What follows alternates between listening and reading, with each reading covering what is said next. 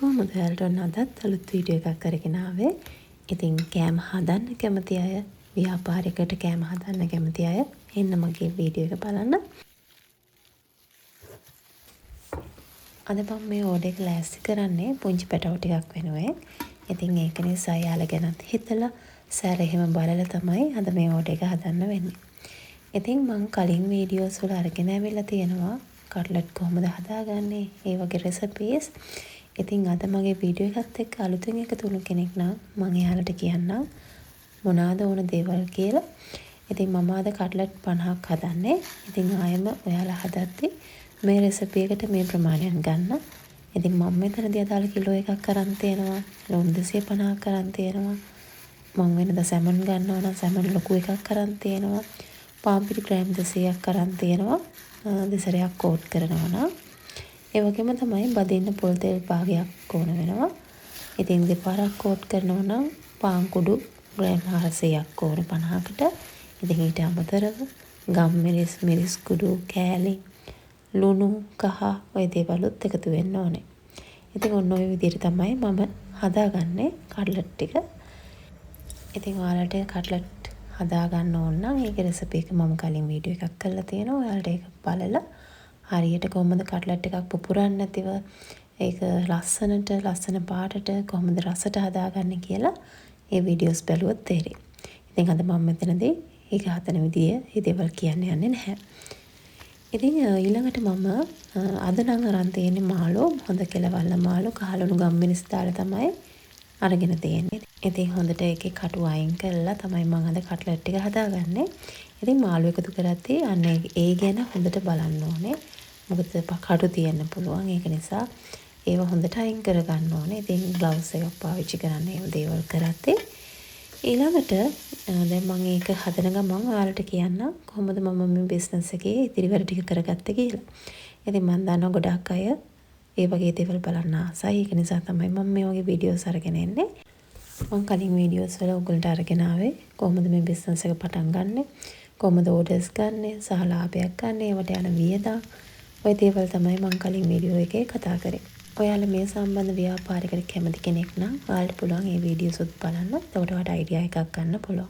ඊළඟට අපි කතා කරමු මේ කෑම හදලා ඉවරනාට පස්සේ අපිට මේ දේවල් පැක් කරගන්න ඕන දේවල් ගැන.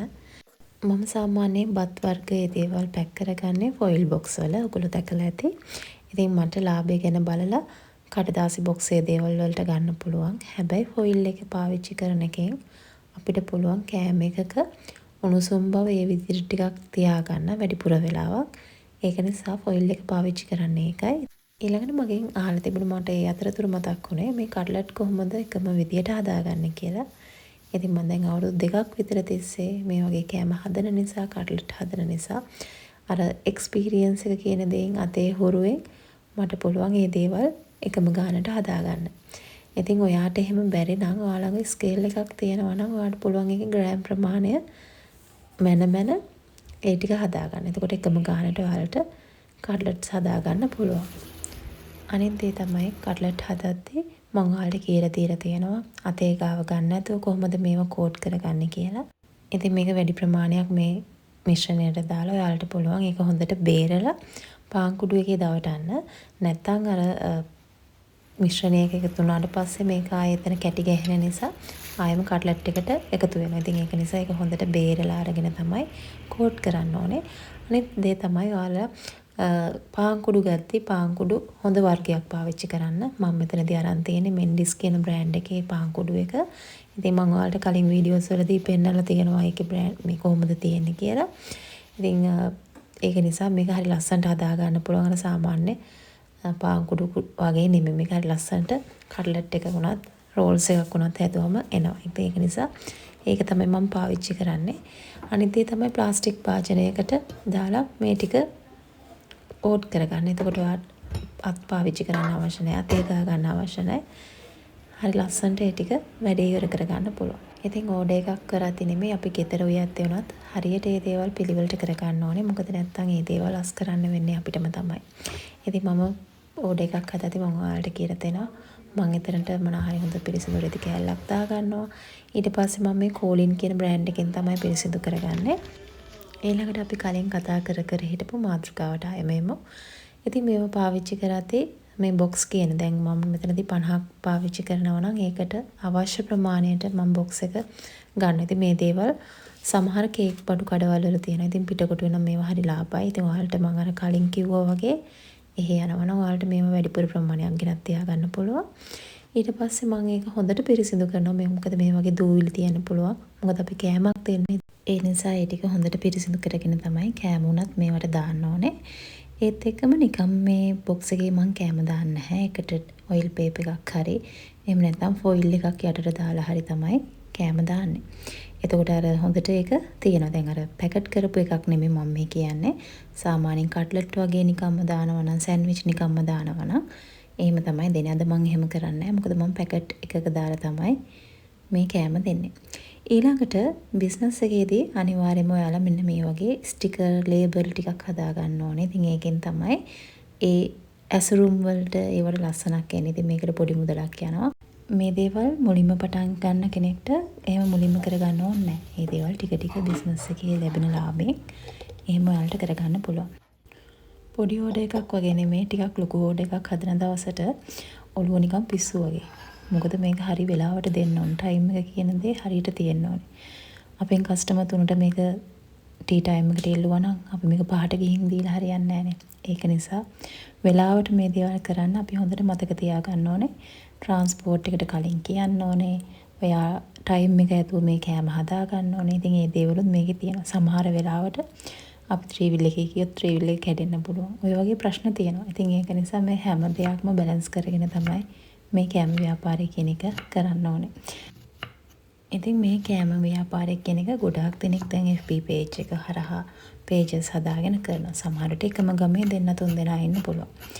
ඉතින් ওই වගේ වෙලාවල් වලදී සමහර වෙලාවට කානිත් අයට වල කපන්න යන්න එපා. ඒ කියන්නේ මට ඕඩර් එකක් එන්නේ නැත්නම් මම අනිත් කෙනාට ඕඩර් එකක් එනවා නම් ඒක යාගේ දක්ෂතාවය සහ යා මිනිසුත් එක්ක ඉන්න විදිය ඒක නිසා.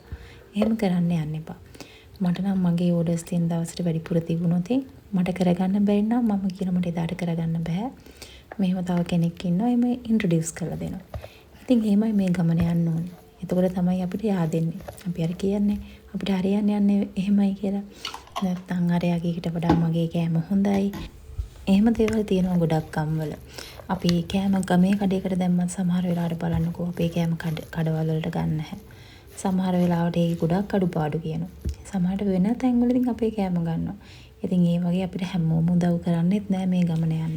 ඒ නිසායි මම ඔයාලට කියන්නේ FB page එකක් හදාගන්න. මොකද අපි නොදන්න පිරිසක් තමයි ඔය FB page වල ඉන්නේ. අපි දන්න අයට වඩා අපිට ඕඩර්ස් ඇත්තටම එන්නේ නොදන්න මිනිස්සුන්ගෙන්. ඉතින් ගොඩක් දෙනෙක් මුලින්ම බිස්නස් එකක් පටන් ගන්න බය අන්න ඒක නිසායි. ඒ නිසා ඔයා කඩවල වලට කෑම දානවා වගේම FB page එකක් හරහා ඔන්ලයින් කෑම විකුණන්න බලන්න. ඒ අවට ඉන්න අයට කෑම දෙන්න බලන්න. මෑත කාලේ ගොඩක් දෙනෙක් කරන්නේ Tamanට පුළුවන් දේ නෙමෙයි තව කෙනෙක් කරන දේවල්. එහෙම නැතුව අපිට පුළුවන් දේ තව කෙනෙක් නොකරන දෙයක් පටන් ගන්න. එහෙම නැත්නම් ඔක්කොම කෑම වර්ගයකට හදන්න පුළුවන්. ඒ වගේ. ඊළඟට මම මේ හදන්නේ egg cheese mayo sandwich එක. ඉතින් මම ඒකට අවශ්‍ය වෙන දේවල් තමයි අරගෙන තියෙන්නේ. ඉතින් මේකේ සම්පූර්ණ රෙසිපි එක මම අරගෙන ඇවිල්ලා තියෙනවා වීඩියෝ එකකින්. ඔයාලට මේක හදන විදිය බලන්න ඕන නම් මේ වීඩියෝ එක බලන්න. මොකද මේක හරිම රස සෑන්ඩ්විච් එකක්. හරිම ක්‍රීමි. ඒ වගේම හරිම රසයි. ඊළඟට මම දැන් හදාන්නේ කට්ලට් ටික බෙද ගන්න.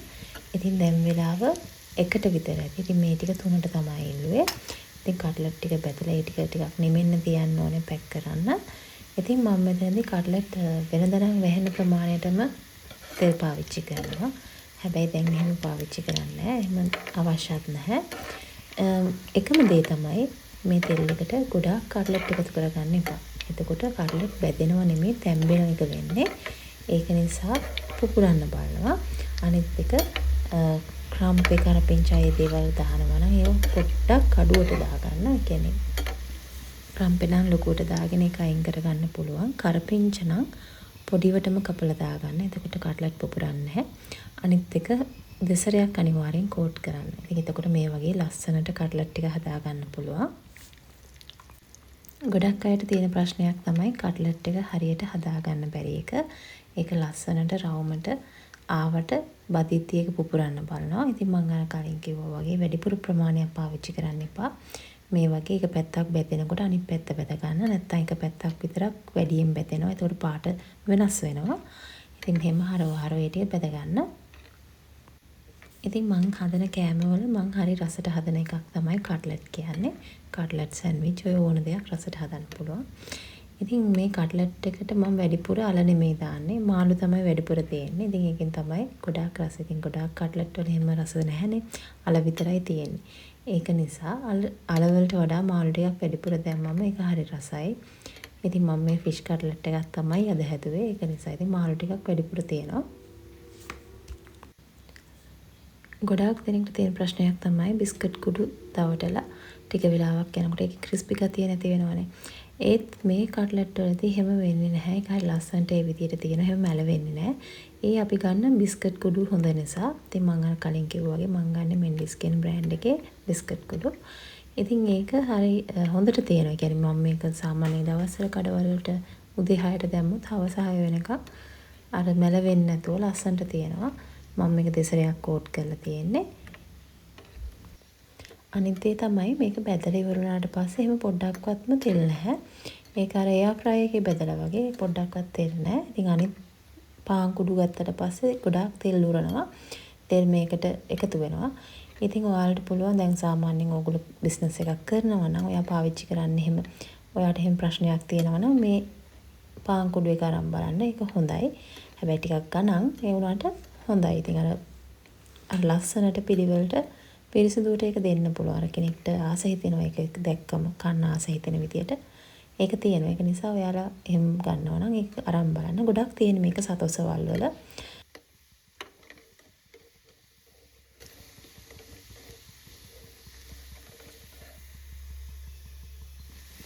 ගොඩක් කට්ලට් බෙදලා ඉවර වුණාට පස්සේ කළු කුඩු වගේ ඒ පාන් කුඩු තියෙන්න පුළුවන් තෙල් එකේ.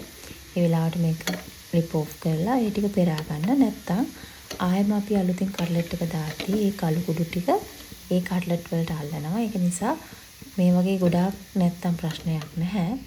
කළු කුඩු ටික පෙරා ගන්න. ඉතින් ඔයාලට පේනවා ඇති මම හදාගත්ත කට්ලට් ටික හරිම ලස්සනට තියෙනවා. ඉතින් ඒක අර දැක්කම ඒ පාට හරි ලස්සනයි. ඉතින් ඊට පස්සේ දැන් මේක හොඳටම නිමිලා තියෙන්නේ. ඉතින් මෙන්න මේ වගේ ට්‍රාන්ස්පරන්ට් බෑග් වල තමයි මම මේක දාන්නේ. මොකද මේවා ඉල්ලුවේ වෙන වෙනම. ඉතින් මේ බෑග් මම අර කලින් කිව්වා වගේ අර ෆොයිල් බොක්ස් ගන්න තැන්වල, කේක් බඩු ගන්න තැන්වල ඒ වගේ තැන්වල තියෙනවා. ඉතින් ඔයාලට පුළුවන් මේක එච්චර මුදලක් වෙන්නේත් නැහැ. 100ක් රුපියල් 350ක් වගේ වෙන්නේ මට මතක විදියට. මේ ටික හොඳටම නිමුණාට පස්සේ තමයි මම මේ දාගන්නේ. නැත්තම් පැකට් එකේ වාෂ්ප වගේ බැඳෙන්න පුළුවන්. ඒක නිසා. ඉතින් මේ ඕඩර් එක කරන දවසේ මට පොඩි අකරතැබ්බයකුත් වුණා. ඉතින් මම ගන්න තැනක පාන් එකම තැනකින් විතරයි මම ගන්නෙ. මොකද සමහර සුපර් මාකට් හොඳයි කියන තැන්වල වුණත් මම ගන්න පාන් එක නැහැ. ඒක දර පූර්ණු පාන් එකක්. ඇත්තට මේක හරිම සොෆ්ට්, හරිම රසයි. සෑන්ඩ්විච් එක හොඳට දෙන්න පුළුවන්. අර ලොකු තැන්වල තියෙන ඒවට වඩා ගොඩක්ම රසයි සහ ගාණත් හරිම සාධාරණයි.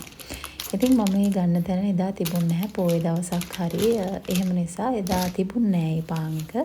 ඉතින් ඒගොල්ලොන්ගෙන් කෝල් කළාම තමයි ගෙන්න ගන්න ඕනේ. ඉතින් කොහොම හරි එකමාර විතර වෙනකන්වත් පාන් එක තිබුණ නැහැ. ඉතින් දැන් පාන් එක නැතුව අනිත් හැමදේම ලේස්ති කරලා තමයි මේ ඉන්නේ. මිශ්‍රණය මම හදාගෙන තිබුණේ. ඊට පස්සේ එකමාරට විතර තමයි පාන් එක අරගෙන ආවේ.